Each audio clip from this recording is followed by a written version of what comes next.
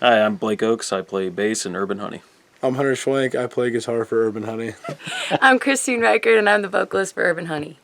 Josh Campion, drums, Urban Honey. Spotify dropped today. Urban Yeah. Honey. It did. Right? Yeah, so we're just waiting on Apple Music and, pretty much to actually announce everything. So it takes a few days. It was weird that today was the first day. It was literally, and then we get to come here and talk So to unexpected. you. It was literally out of nowhere. I was like, oh my god, we're live. Like, it's crazy. Hey, cool. What We're time stable. did you guys notice what time it went live? I woke up this morning, 6 something. probably like 6:15, 6:30 for work. And it was there. I looked, I was like, Christmas morning. hey, holy cow. So you listened to it on the way to work, I hope, off of Spotify. No, I refrained today so I could do this with you guys. Oh, that's awesome. We did some smaller scale stuff early on before Christine was with us, and it was kind of just like a quick demo, and then I think that kind of really helped, especially coming in here and being able to just know what to look for, know what to listen for, stuff like that. I think it really But helped. this was smooth, man. Really helped a lot with I guess you could say inexperience with recording and stuff that with Christine and Hunter. You know, I told Hunter the other day, I'm like, man, you understand, we're listening to it in his kitchen and so, and he has a studio apartment downtown, and we're sitting around his bar, and we're like, I'm like, dude, you realize how lucky you are that this is their first recording experience? You know, I was like, well, like a lot of us have to like figure some of this stuff out on our own, and you're just hanging out with the right people. Like being in a band with guys that have done stuff like this before. Like you don't know better, and I'm glad I don't. You know what I mean? Well, now we do. Yeah, now you do. But we do this this as a team, you know. Yeah.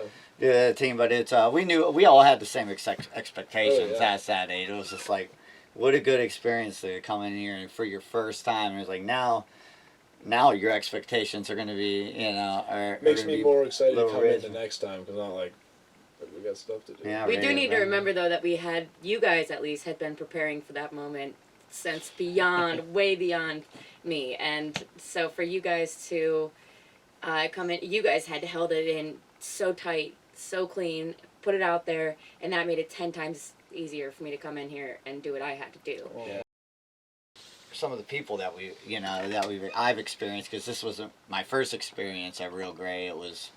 Oh, that's right. It was with Charlie Parker. That's right. He was doing an internship with you, and he gathered some musicians and stuff through some friends of friends and stuff, and came in. And I'm like, oh well, I already heard about Realgrey.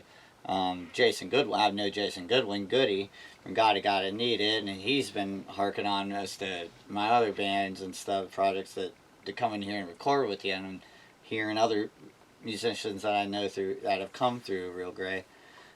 You know, I've always wanted to get there, and it just is. I'm like, oh yeah, dude, I'll jump on that. Let's go. Yeah, let's effing go. Everybody I've experienced and came through, and so including Joel, who worked with us very well. Like it gave us exactly what we needed, took our inputs, and pretty much put them to work and stuff. But I mean, he wouldn't have that foundation without Ron, obviously.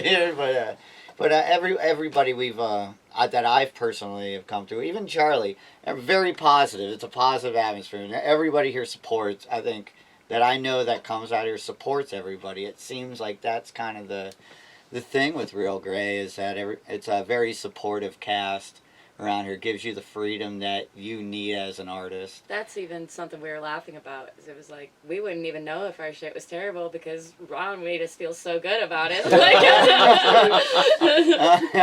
No. You would have known. You would have known. You're all great musicians. How easy it was to come in, and like after we had our like initial meeting, we showed you the like kind of the idea, the stuff we were looking at, and like you're excited to like work on it. Like that makes it way more easy for me to like I'm sure any of us, but for me to come in and just like do it. Yeah, that's huge. Just do it. You have the freedom and space to create, you know, here, and that's what's fun about it. That's why you want to come back. Mm-hmm. You know? We're all excited to come back here just to see. You know, it's just a positive experience. Well, you don't have to force it. Isn't that great? Isn't that great? Yeah. I mean, a lot of the guitar stuff that I do is because of the stuff that Blake shows me. I mean, between Blake and Josh, I have an unlimited encyclopedia of shit to learn because at this point I don't really know that much. It's true. I'm still learning. Well, I just kinda, playing drums first definitely more helps, of but I mean, more of a testimony to how easy it is to step in here and be able to do what you want to do the way you know how to do it. You know, having people that can talk the way you think. You know what I mean? Stuff like that. It's very can at least give it effort to where you're coming from and an understanding of your creative process and the sound you're looking for. Before Blake was even in the band, like I told Christine the other night after practice, like Josh and I were writing songs by me shooting Josh, like, hey, what about this riff? What about this riff? And he's like, yeah, but let's put them in these orders.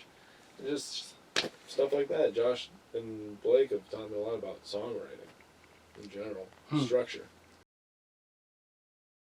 I mean, even the sense of like community and stuff. I mean, Yes, I follow your social medias like pretty tightly, and it's And we know you follow ours. right. Yeah. So sense of community right there with Blake. I was trying to go that direction and stuff, but definitely sense of community. I think it's just the blessing of having it right here in our backyard. Right. Okay. Now you get recording. Of course, we have recording studios here and there, and there's good ones that come and go, and people buy and da da da da. But it's usually. I mean, you get most studios you're walking in, you know, right off the rip, even before walking in, it's usually like, we're talking dollars and cents, which you should always do, you know, it's a conversation you have to have, but it's not like that here. It's like, that's pretty much understood and stuff. Let's get to the meat and potatoes. Let's get to what you're trying to create as an artist, what we can do for you as an artist. Here, how can we facilitate you and your needs here to be able to create and get the sound that you want? And it's like, man, these are the vibes you want, man. I'm telling you, when you walk in, these are the vibes you want. Community vibes, man. Supportive vibes. You know. And too, like when you walk in, you know that you're serious. At the same time, you know this place isn't really going anywhere. It's a professional environment with you supportive. You love it too much. Makes us, and you're like, oh, you guys gotta see this. You're excited about it. Makes us excited about it. Mm-hmm. Yeah, you feel like you're walking in, and the staff at Realgrey is just as excited to make your music as you are. Yeah. Right. You get it? Absolutely. It's like you were here to help us. That's a big difference between other places for where sure. are just like, hurry up, come on, all right, you paid us, all right, let's knock them out real quick. Let's knock them out and get you in and out. It did not feel like a business deal whatsoever. No, It felt like a Felt like creative process with a friend. You know, that was the whole. Every day, Good. past like the first 10 minutes of being here, all of my nerves just washed out the window. Like it was immediately I felt comfortable and excited to record, which is crazy because I think that we all have that anxiety of right when you hit the record button, it's just like, all right, I have no idea why I ever thought I should record that because clearly it's, you know, but no, here it was just immediately that washed away. It was just a sense of comfort and excitement to bring my content and, you know, my friends, which are my bandmates' content, into this existence of really like this. Our music has an aura now. It was brought to life. Like, I mean, it sounds so close to it. Like we touched on earlier, it's what we wanted and more. Like, it's incredible. It's exactly what we pictured. That's good. God, dude, this place really made me trust the process, though, because I was like, oh, did that sound good? Did I do that right? Did I do that right? Nothing to worry about. I think it definitely helped establish everybody, or like the band in a sense. You know, it kind of. It doesn't look, it is official, you know what I mean? It's there. And if it's not there, it'll be there in 2 or 3 business days. Yeah. But, I mean, barriers that way, I mean, yeah. Can't get, you know, we got our name officially, it's ours. You know, it feels pretty good, stuff like that, you know. Like you said, the content's, it's there now. It's representation. It's really there now, Yeah. as of this morning at 6 a.m. Mm-hmm. I mean, definitely like even working with you on like the bass sound is something that, you know, maybe I wouldn't have done before. It's like I'm feeling too rushed or anything. It's like, hey, let's try this pickup, see how it works. And just even going through that and not feeling rushed is a big deal too. Yeah, it is. Like they're not trying to put. You don't feel pushed coming in here and sound like, hey man, we'll do as many takes as you need, man. And plus a couple that are like, oh no, that last on drums. Oh no, that last time I nailed it, Ron. I promise you. You're listening back. I just want one more. And give me one more. I'm like, and it ended up, that's what you need. And so, I mean, and it ended up working out, like, yeah, and fitting things together. But, like, okay, good. Yeah, because if it was just me, I probably would have just kept what I did in the first place. But then that's why you need that extra set of ears that just kind of has an understanding set of ears, you know, and whatever's in between those ears, you know, that understanding to let you create and do what you need to do. The time and the creative space. If you need a little time, go outside and have a cigarette. You know, the time, come out here and let's listen to it and have some coffee or something like that. Talk about it real quick, what you're hearing, and let's try to work with something. Let's finagle some things around. Let's twist some knobs or something, you know. Anything like that. And like, or maybe you want to come back tomorrow or whenever. Let's schedule another time. So you have that freedom. It's like it's not rushed. Or like, I got someone else coming in here at 5. Let's go.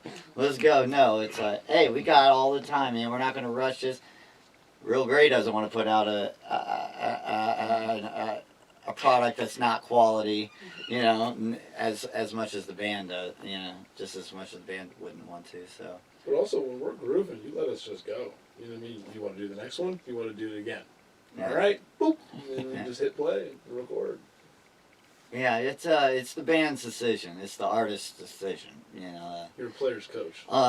You know, it'd be real rad in here in the future if we're going on suggestions or anything. Absolutely. Is once all the ideas you said that you've had in here, I could see when that's completed is actually having like a live music video, almost like in studio music video kind of thing, you know what I mean? Yeah. Which I could see definitely happen here after, as you said, building the rooms and stuff. After that and having their own cameras on, be pretty rad. So if you already were thinking about that, I have a meeting about that tomorrow morning. Really? That's That's awesome. Yeah. That's sweet. That's it, because I could definitely see that happening, man. Like. Yeah.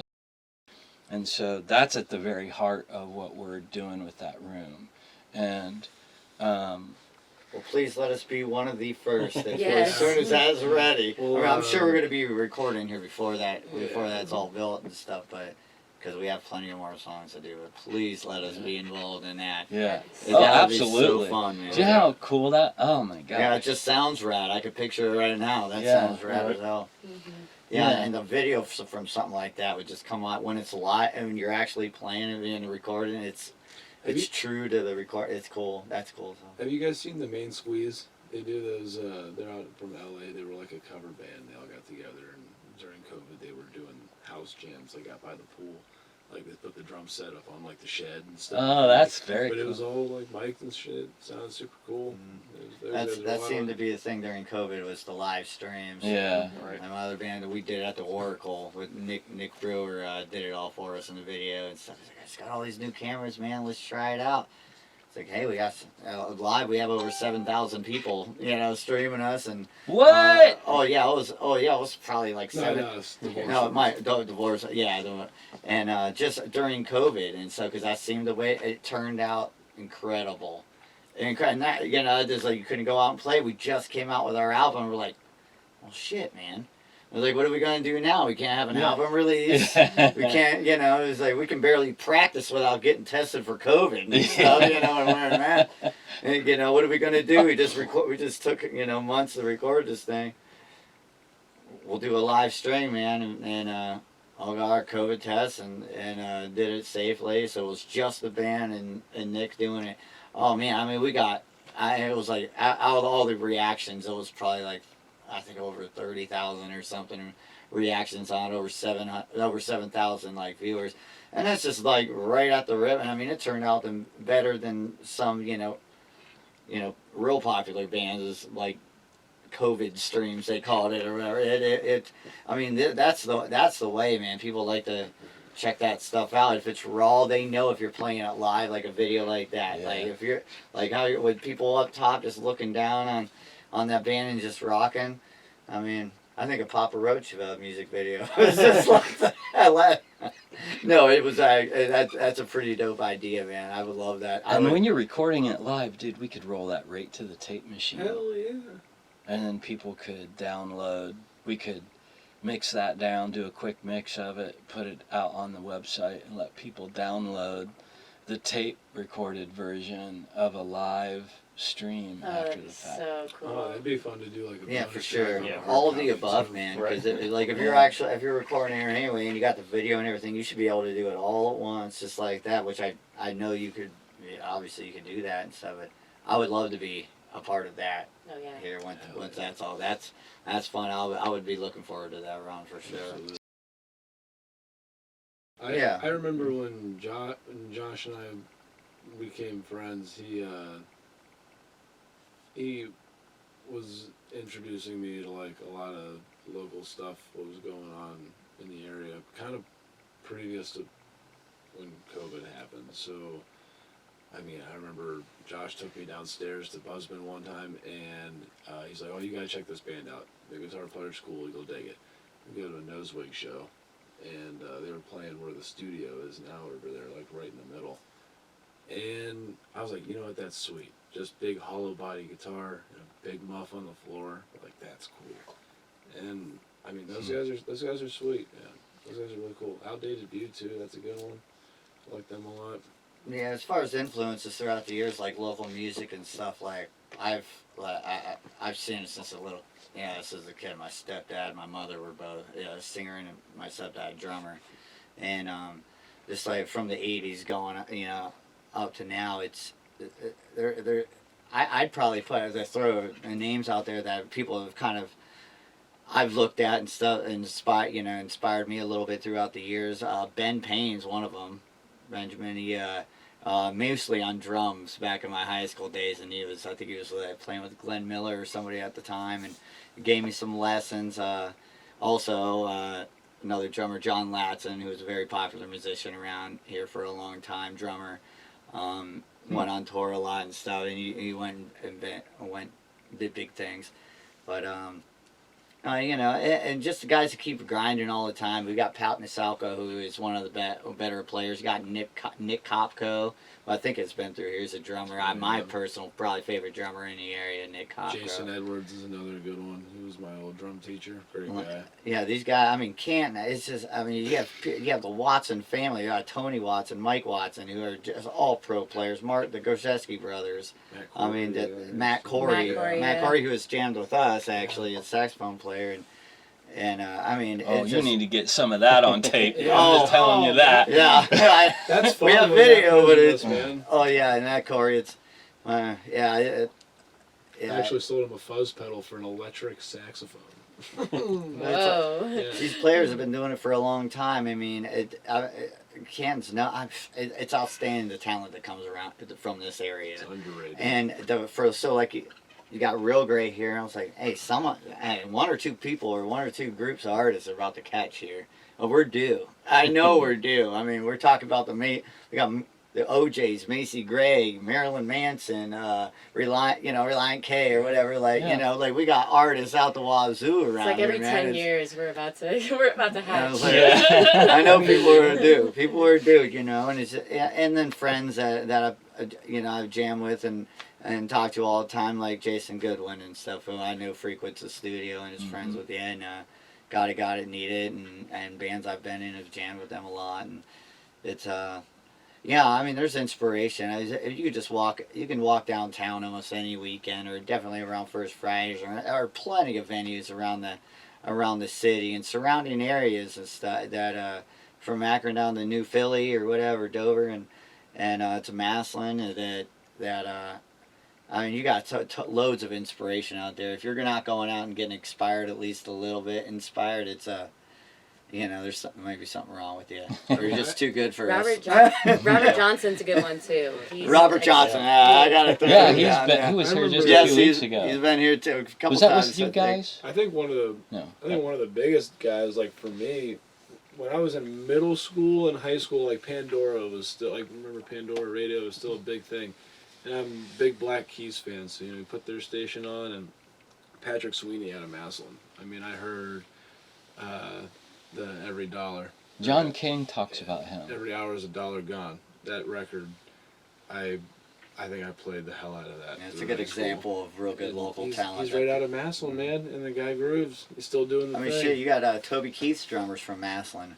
I forget the guy's name. Would you know the drummer? Yes. Joe Vitale. You know- I just heard about him. Well, no, not Joe He's Vitale. from Right? here. Joe Yeah. Vitale's from Yeah. that's Ravenna Yeah. area, but still. But then you got remember the movie Almost Famous?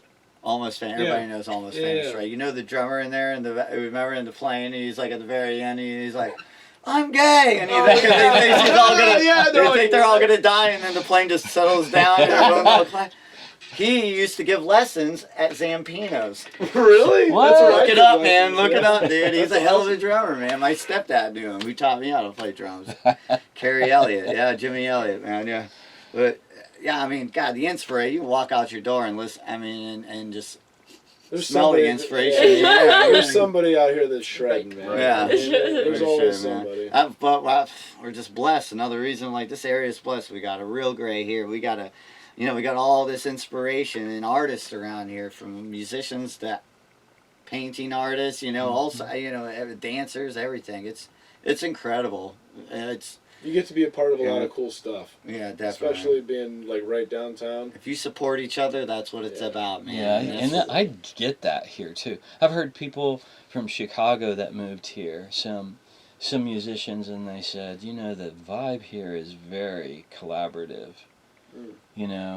That's And I don't think it's everywhere. I think it's a lot of places. I think I'm hearing more about collaboration Yes. on the web now more than I haven't ever. But the sense of helping each other out and collaborating, I think it's been a part of the glue for our area for a long time. Oh, I mean, it's still hanging around. I mean, there's Yeah, still but a that's lot of what- people doing a lot of cool stuff, and it's all. I mean, I think there's a lot of people working to make Canton have more of these things. You know what I mean? Not more real grays, but more, chances for people to express what they're, what's your thing? Not everybody plays guitar and drums, whatever. Right. It's what Realgrey gives artists here. Yeah, you give us our It's a time. facility, to where it gives you that chance. It gives you a chance. Yeah. If you want it, here it is, man.